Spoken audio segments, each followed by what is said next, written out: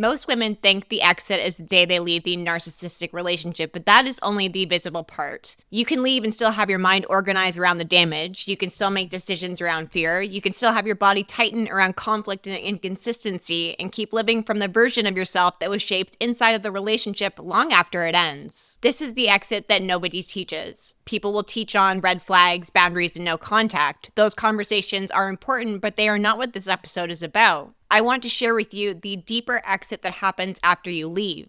It is no longer building your inner world around somebody else's instability, or confusing trauma responses with your personality, or shaping your life around chaos after the relationship is done. This is something I felt really strongly about to share with you because I have lived it twice. I went through 2 narcissistic relationships back to back. After the first one, I thought I had healed because I left. I thought getting out meant I had done the work. I had not. I had gone through a brutal trauma bond. I was in recovery from alcohol. I was rebuilding parts of my life and doing what looked like healing the outside. I was functioning and trying, but I did not heal the pattern that chose, tolerated, and stayed attached to that kind of pain. And because I did not heal the pattern, I ended up repeating it. I walked into another relationship and a marriage and repeated a version of the same story in different packaging. Yes, it was a different man, but the pattern underneath was familiar. I adapted in the same ways, ignored the same signals, and handed myself over in the same places while trying to make something work that was never going to become safe. This episode is for women who want to leave or have already left and still feel trapped inside your own body. The ones who are listening who are in no contact and still replaying the person in their head all day. You know the language of trauma and narcissism, but still abandon yourself in real time. This is for you if you think you are broken because you got out and you do not feel free yet. You are still in the internal exit.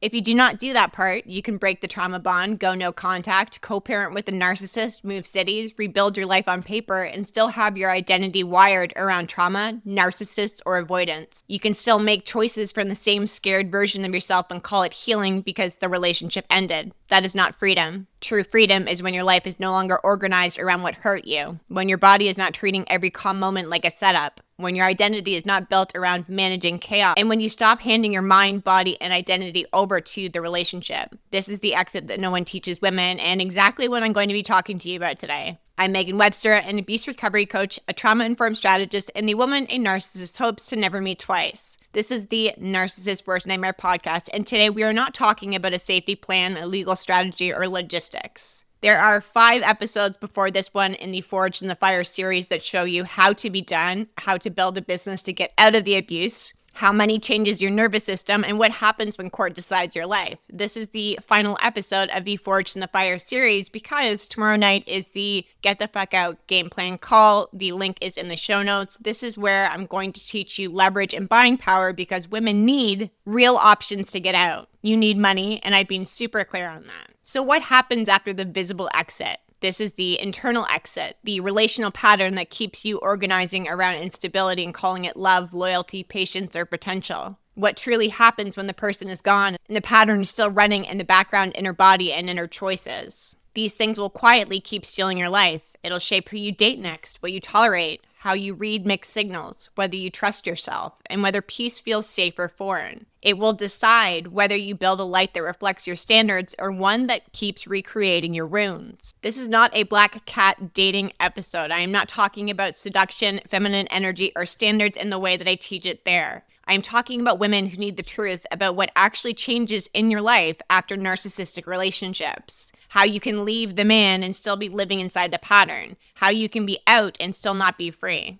And I know that because I was that person. I also know what happens when you become the woman who decides to break the pattern because the decision changed everything for me and hundreds of clients. It shifts how you parent, how you lead, how you run your life, how I love, who I let close, and what I'm available for. It changed what my body calls safety. So if you have ever thought, I have left, why do I still feel like this? This episode is for you. Most of the time, the internal ending is a lot quieter than what people expect. It can look like a woman getting very still inside of herself because something has finally become clear. That was true for me. In the moments where I was still talking, still trying, still making the effort, something inside me had already started pulling back because my body registered a truth in my identity that was still trying to negotiate. A lot of women will miss this because they expect clarity to feel empowering right away. A lot of the time it does not. It can feel very cold and flat and like your body has stopped participating in the same way that it used to. You might be mid-conversation and realize you're actually not confused anymore, you're just done explaining. You can hear the manipulation that used to hook you and feel disgust instead of urgency. You might stop looking for the right words because you understand the words were never the issue. You may notice your body tensing before they even speak and realize that your nervous system has been tracking danger for a very long time. This is your body telling you the truth. I don't talk about this relationship a lot, but the first narcissistic abuse relationship I experienced, I had attachment wounds, addiction, and a whole life that was fully built around numbing and managing. When my body told me something was wrong, I overrode it or translated it into something else. I made panic mean love and obsession mean depth, and the crash after the high meant the relationship truly mattered to me. After I left, I thought the leaving piece was solving the problem. I ended the relationship, but I did not heal the pattern. When I got into my marriage, that pattern came with me. It showed up in how I read men, what I tolerated while trying to be understanding, and how long I stayed in conversations and situations that were costing me my peace. A part of me still believed that if I was patient enough, loving enough, loyal enough, clear enough, I could still get a different outcome. That is a pattern, not a personality. Once I saw that, shame started to loosen its grip. I stopped looking at myself like I was stupid and started seeing myself as highly adaptable. This changed the whole frame for me. A lot of women believe that they are weak or stupid in abusive relationships. It's actually that they are perceptive, emotionally intelligent, loyal, and wildly capable. They read energy very fast, they carry pressure, and keep a lot moving while they are falling apart inside. These strengths are often the exact reason why they stay too long, because the same abilities that make them powerful in life can keep them attached to dynamics that reward endurance and punish self-trust. Being able to endure something does not mean it's good for you. Being able to understand someone does not mean that you have to stay connected to their chaos. And compassion does not require you to keep bleeding for people who refuse accountability. The internal ending that happens before the visible ending, your body will know that the logistics are about to change. I had to learn that the internal ending happened before the visible ending both times. My body knew before the logistics changed, before the relationship status changed, before the story I was telling myself changed. I had moments where a very specific calm came to me, and it was not an emotional state. It felt like I could hear something, watch something, or witness the cycle over and over again without arguing with myself. And I realized that I built a life inside of that pattern, but I refused to stay there. It moved me out of a loop of trying to fix the person and into the truth of what my life was costing me if I stayed. This is where the rebuild really starts, even if you were still handling money, custody, housing, legal, or every other practical piece. Your body will know before your life changes. So if you're listening and where you're at in your journey right now feels flatter than what it used to, and you keep asking yourself what is wrong with you because you're not reacting the same way anymore, there may be nothing wrong with you at all. You may be at the point where your body has stopped negotiating with what your soul really knows. And that place does come with grief because it forces reality. It shows you the version of the relationship you kept trying to get to is not the relationship that you're actually in.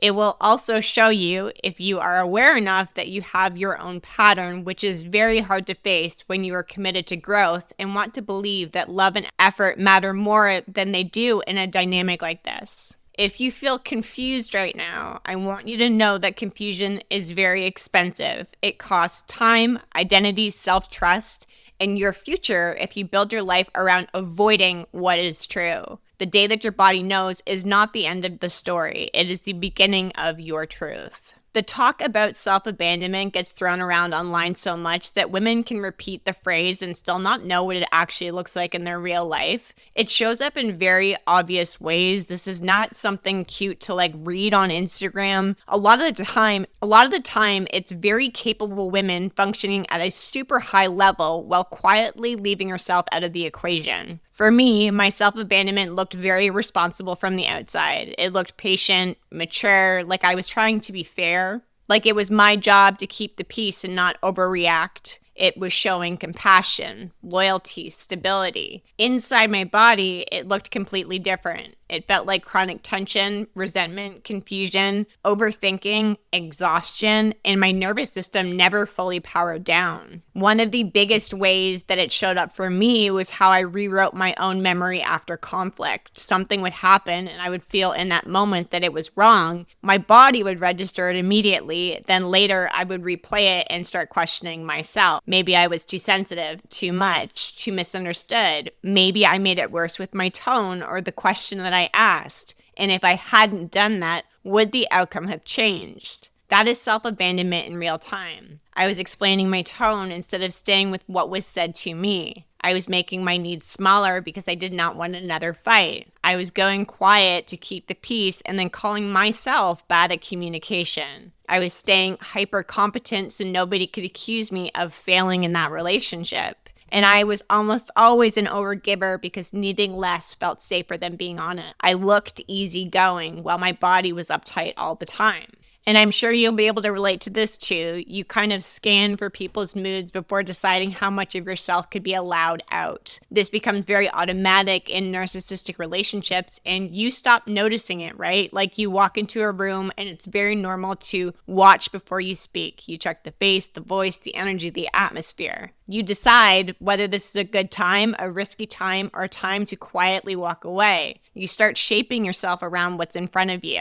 Do that long enough and you stop knowing what your natural expression feels like. You'll start calling yourself anxious, difficult, intense, or hard to love when a lot of what's happening is adaptation to instability. And this pattern is expensive to you because it costs you your identity. I have clients who can run businesses, raise kids, lead teams, and carry entire households and still abandon themselves in a relationship because adaptation became so normal and endurance looked like strength. They can handle pressure, so they continue to handle it. They understand the other person, so they keep trying to understand more. They absorb the impact, so the relationship keeps demanding more from them. Being able to carry something does not mean that you should. There's also another layer of this that I want to talk about. Self-abandonment can hide inside of values. The way that I perceived it was rooted in, there were times where I looked patient, but it was not rooted in self-respect. It was rooted in fear of what would happen if I stopped, right? There were times where I looked understanding, but I was just trying to prevent escalation. There were a lot of times where I looked calm, but that's not emotional maturity. That is adaptation under pressure.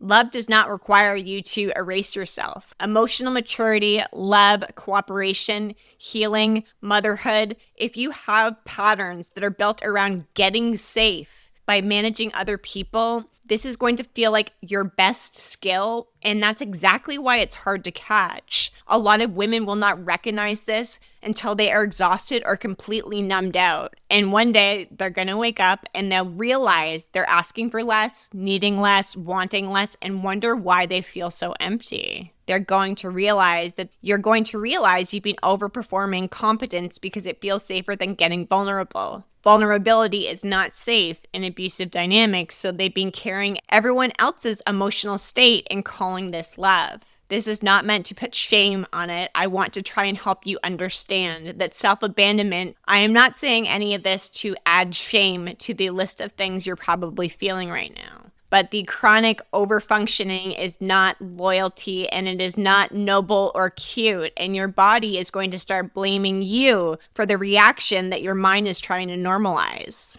There's going to be a moment in your life where you start understanding what you actually need. It's not more performance. It's returning to self. So when you come back to what you know, what you felt, what you need, you stop negotiating with yourself what your body has been trying to tell you for years. Once a woman starts catching self-abandonment in real time, the pattern starts to lose power because you're no longer participating in it unconsciously. The exit that no one teaches is the one where you stop handing your mind, your body, and your identity over to the narcissist or the abuser. And it's a massive shift that you are going to feel. I'm not talking about becoming cold or hard. It's your self-return. Before this shift, the person can be gone and it can still run your day. You replay the conversations, write imaginary arguments when you're driving or making coffee or you're in the shower. You defend yourself to someone who is not even in the room. You're going to try to solve them, explain yourself, or get a different outcome inside of your mind because that space is safe.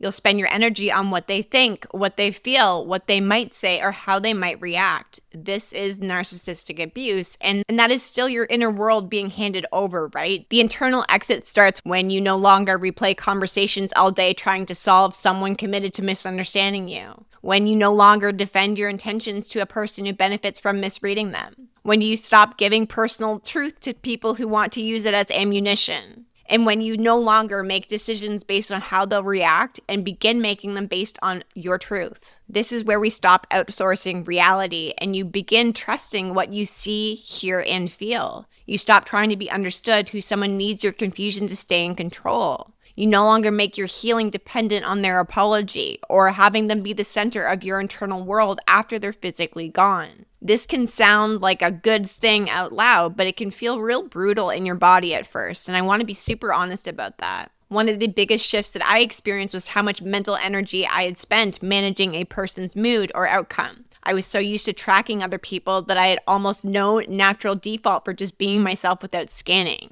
Even after I understood what I had lived through, the pattern was still there in my body. And for me, that goes back to my relationship with my parents. I could still feel myself making decisions around possible reactions. I could still feel the urge to explain too much. I could still feel the pull towards closure, understanding, the ending. And that urge is real, but it's also going to cost you something. Every time you hand your inner world back to the same person that harmed you, you reinforce the pattern that says they still get access to your body, your mind, and your identity. And the part that I'm sharing with you today is that you get to decide that access is over. The decision does not require apology, growth, accountability, or participation from somebody else. It does not require court to go your way, or co-parenting to be easy, or the system to validate you. It requires you to be honest and accountable to yourself. The shift is practical, but it shows up in what you do, right? It's in action. You stop sending the long text or over-explaining the boundary, sharing vulnerable details with someone who's already shown you what they do with them. You no longer ask 20 people what they think before you make a decision because you know it's right. You stop reacting in real time when your body's activated and answer later when you're clear. You no longer chase closure conversations that never brought you peace in the first place. That's the real exit. And this part gets uncomfortable because a lot of women are used to motion and urgency and problem solving. So when you stop handing yourself over to somebody else, it might feel a little empty at first. Your nervous system is very used to holding on to chaos as a baseline, so the calm is going to feel disruptive.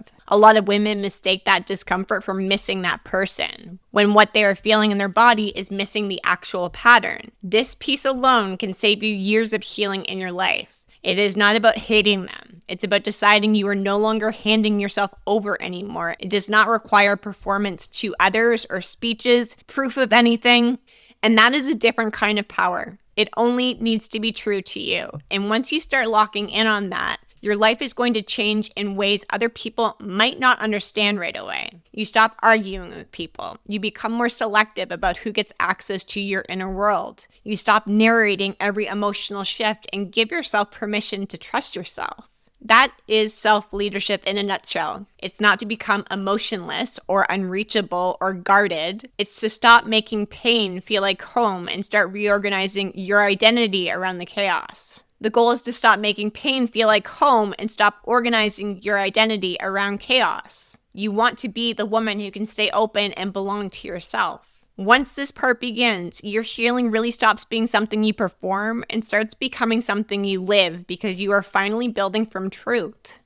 There are going to be a lot of private shifts in your life that you will understand and know before anyone else can see. I think a lot of people crave this big dramatic difference, but the real rebuild doesn't look like that at all. It actually feels kind of boring. There are going to be a lot of private shifts that happen in your life before other people can see it. And your healing journey is not for other people. But I think a lot of people wait for this like big magic moment when honestly, it's quite quiet and boring. The way that self-trust comes back online for most of my clients isn't because of one breakthrough and like never doubting yourself again. It's starting to act like your life was your own, even in the smallest ways. When you've lived inside of confusion for so long and you normalize that and you start looking outside of yourself before you check in with your own body, the self-trust piece is something that a lot of people kind of question. You have to get really honest about how you're feeling, and it's not about compassion or love or loyalty. It's starting to say the things that are true. You're angry, you're hurt, you're disgusted, you missed signs, warnings, signals that maybe you should not have missed. You wanted closure that was never coming. You could see and feel the pattern, but you still understood who you were in certain moments. But when you start speaking on your truth, the pattern loses its power. This is why I talk to my clients about writing letters and doing things in private. You get to start paying attention to what drains your body. And that sounds very simple, but a lot of women will override their body, their mind, their truth, and push through it. You can start walking away from conversations, a phone call, even social interactions without feeling like you weren't doing something right. Most would explain it away or try to justify it, but in this season, you start treating the reactions as information instead of a problem. A lot of my clients will start being more selective with who has access to them during this time period.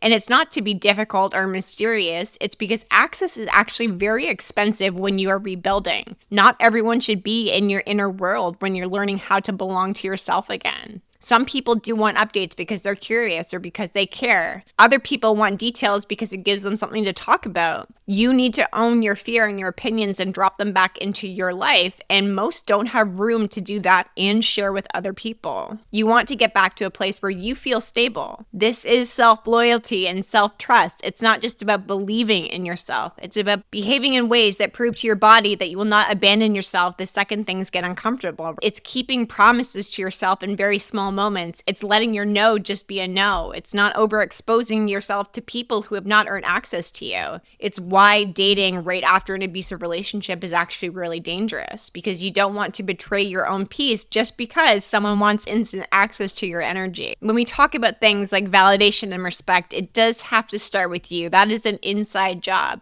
So if you allow other people to stay inside while you do your work, your life will actually change from the inside out when you become more private on your healing. Your intuition also gets disconnected when you are in an abusive or narcissistic relationships. You make a decision and you immediately feel dread. And then that dread makes you feel like you made the wrong decision. Or you set a boundary, then you feel guilty, and the boundary gets called mean. Or maybe you're over-explaining and suddenly it feels cruel. When you choose peace and your body reads the silence as danger, that has to do with the relationship itself, not necessarily with your intuition. The decision is not wrong. Your body is just adjusting because you spent years in unpredictability and your nervous system was very used to intensity. It operates in urgency and conflict and mixed signals and emotional whiplash. It can react fast. It can also survive almost anything. So when you make a calm, self-respecting decision and your body kind of freaks out, you panic and run back towards what's familiar instead of knowing this is where you're getting pulled back.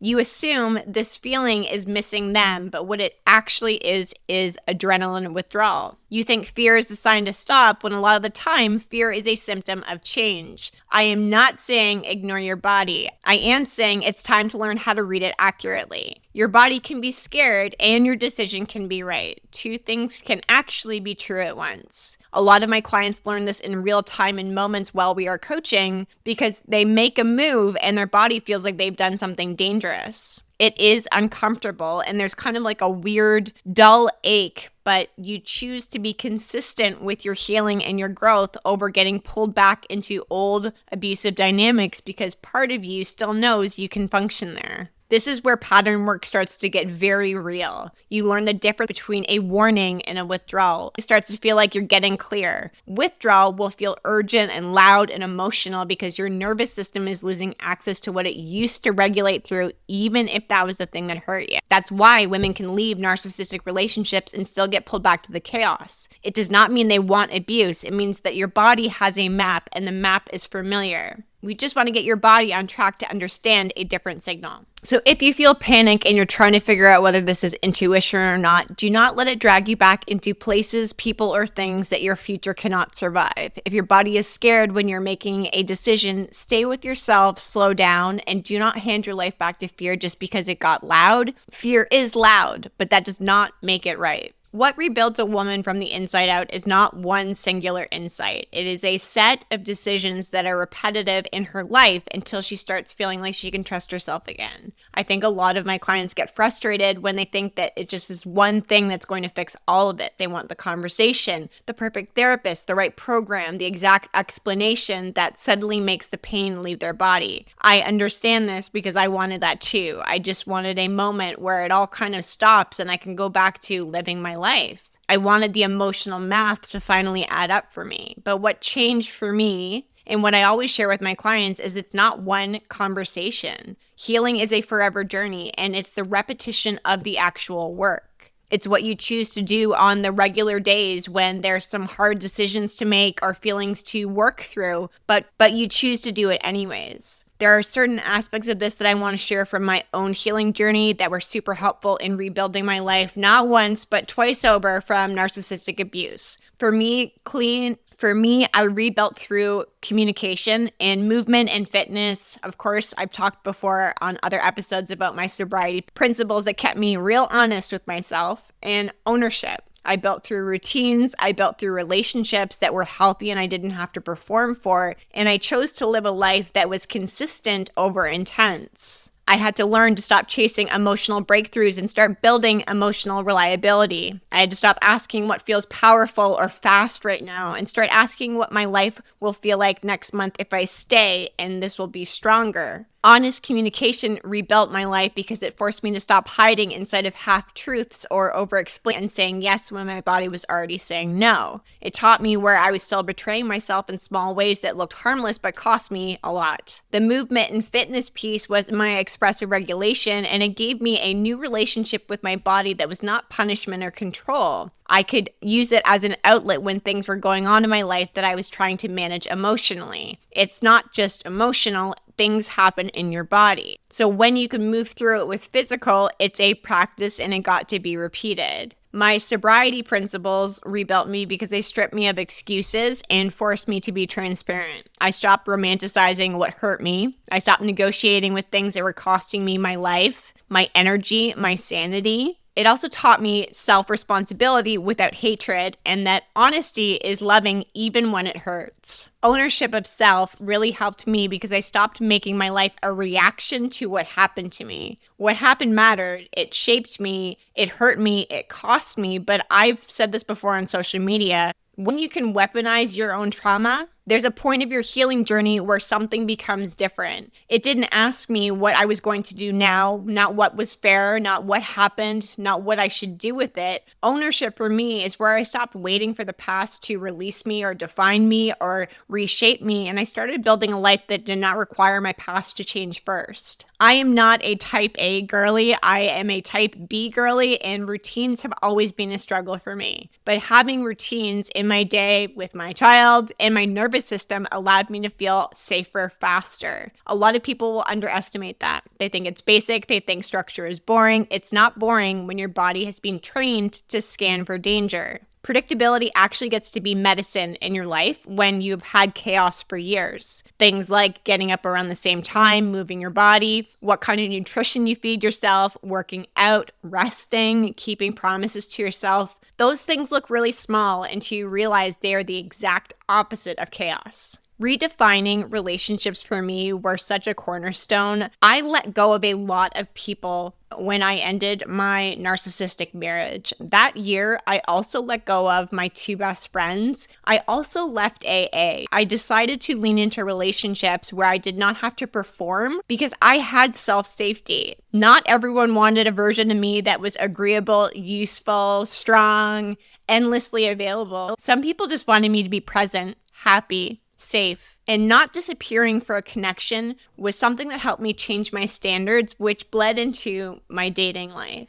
being consistent to yourself matters more than anything else. And there's a season where I realized that I was still searching for milestones, measurements, emotional peaks to tell me that I was doing well. I wanted to mark my progress on how inspired I felt, how clear I felt, how healed I felt that day. So when I had a bad day or I got triggered or I felt grief, I would question everything and I would make it mean something about me like I was back at the beginning. I talk about this a lot with clients that go no contact with an ex and then they do go back. It's not about being broken, and that mindset will keep you stuck for a really long time after you are out because you're treating healing like a feeling instead of a practice. What actually moved things forward for me was learning to trust myself on days that I did not feel good and I did not feel large and in charge and in power. When I was tired, when I was grieving, when I was angry, the days I missed old versions of myself. I stopped making those days mean something about me like I was failing, and I learned to stay consistent in my routines, in telling the truth, in moving my body, and doing the next right thing, and letting the feelings move through me without allowing them to run everything in my life.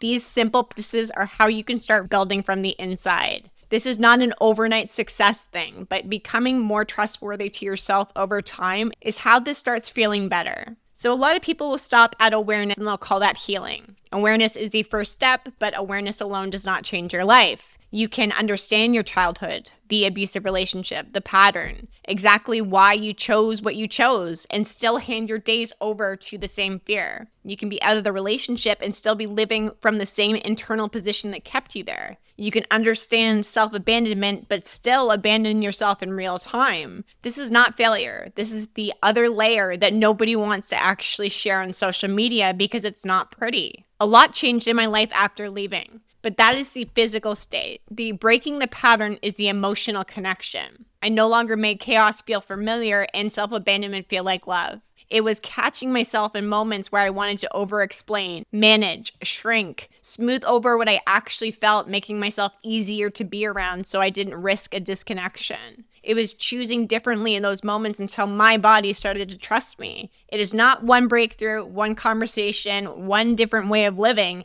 It is a repetitive practice that goes on long enough that your life starts to feel different. When you do that work, your entire world changes. Your decisions are no longer around fear and they are around what is true. You stop treating anxiety like it should be in charge. Pain is no longer your compass. You stop giving access to people who keep taking from you because you are finally loyal to your own life and not the pattern. You're going to start feeling like you're more on solid ground. This is being self-led. A lot of my clients have questions around dating after abuse, and I want to share something that is incredibly real and equally beautiful. You can become deeply loving and still be impossible to manipulate. You can still be open without losing yourself. You can receive love without needing to prove yourself. You can still tell the truth without worrying all day about the consequences. You can have a hard day and not feel like your honesty or transparency is going to cost you the connection. This is what starts happening in your life when you reset your boundaries and standards after you spend some time healing and holding your own life instead of just holding fear. I am experiencing true love and a healthy relationship for the first time in my life at 36 years old. Some people will hear that and think, so what? They do not understand the weight of it. Most people will never understand what it feels like to be fully met, seen, heard, and loved for exactly who you are in every mood, every moment, without confusion, without conditions, without consequence. I am treated with love, respect, kindness, and reciprocity as the baseline. Healthy love is easy to be in. I smile all of the time. Last night we were sitting on my couch, my boyfriend and I, and he said, it's hard to believe that you were not always this happy. And when I tried to explain it, it was like containment. He said, it's hard to believe that you were not always this happy. This is not a relationship where I have to perform, hide, manage, edit myself, or recover for hours because of something that I said. I do not have to pretend I'm okay when I'm not. I do not have to shrink my opinions. I don't have to become someone else to keep the connection. I get to be fully myself, and I am completely loved for who I am. I have not had to change, fix, shapeshift, decode mixed signals. There is nothing else other than the fact that I am secure, I am safe, I am loved, and I know that with full confidence. This did not happen because I got lucky and met a nice man at the perfect time, okay? It became possible because I stopped handing my mind, my body, and my identity back to an old relationship. It became possible because I broke and healed my patterns first. I know my triggers, I know my wounds, and I know how to work through them with myself in order to be a loving, open human, in order to stop leaving myself in the name of love. Having a healthy, loving relationship is possible because I broke the pattern and healed it first. Here's what I want you to take from this episode. Yes, getting out is important, but the life you want to build in what comes after is when you stop repeating the patterns you were taught to leave yourself. This is where freedom truly lives, not in looking healed. It's in the way you choose, speak, trust, and hold yourself right now. The work is not becoming harder. It's about understanding your own body, being able to love yourself first without disappearing, being able to tell the truth without panicking, live a life that actually matches what you know you deserve. That is what's going to change your life. If this episode landed, it's probably because you know this is the layer, not more awareness or analyzing. It's the patterns you have to break. And if you are in the part where you need leverage first so you can begin to do this properly, we have the Get the Fuck Out game plan call tomorrow night. It is a live training where I walk you through real strategy of building buying power from where you are right now. So you're not waiting on permission or perfect timing or somebody else to change. I'm going to show you the path of how to build a virtual assistant business that gave me options to leave my narcissistic, abusive marriage with a plan that creates real movement. All of the details are below in the show notes. This is the last episode of the Forward to the Fire series. I so appreciate all of the DMs and emails that I've received. I share here and on my social media daily. I run free coaching live on TikTok and YouTube 1 to 2 times a week. I offer private coaching, a membership focused on abuse recovery, and a group coaching program for women dating after abuse. This is the Narcissist Worst Nightmare podcast, and the moment you stop believing yourself is the moment your whole life starts taking shape.